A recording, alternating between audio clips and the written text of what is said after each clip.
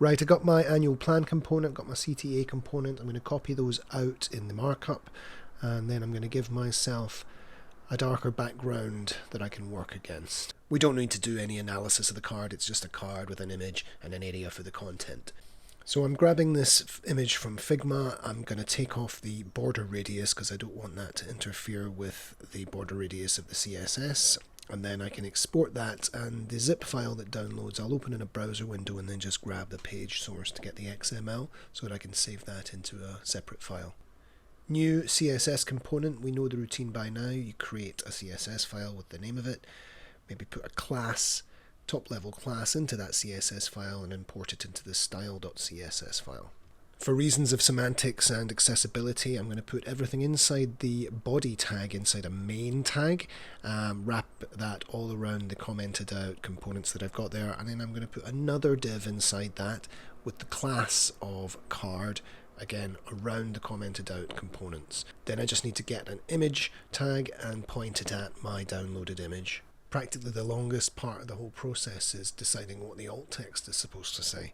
I'll revert the changes in the design that I made when I was exporting the SVG and then go about applying the actual border radius in my CSS file.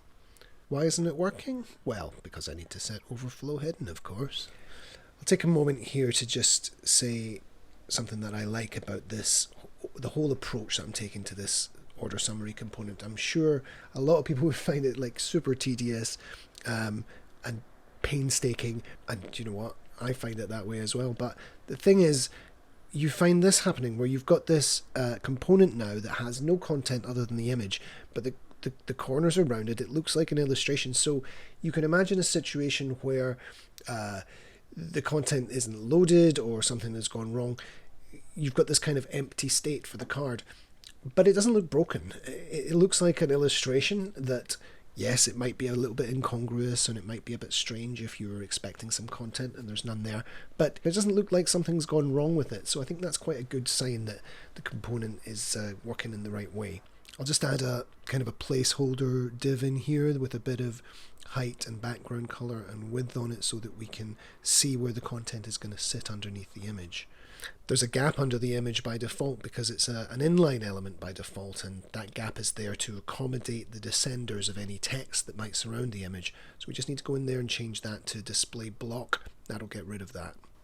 There's some box shadow under the image which I have applied here, but it's difficult to see because I have coloured the card background the wrong colour. So I'm going to change the background colour to white, and then I'm going to go into the top level card component and apply the shadows to that as well. Now in both cases I'm using the existing variables that I set earlier for shadows. So on the image I've got shadow small, on the card I've got shadow small and shadow large, and I put a note to myself, the shadow on the card is supposed to have this spread, reduced spread, but I think just for my initial iteration I'm not going to worry too much about that particular detail.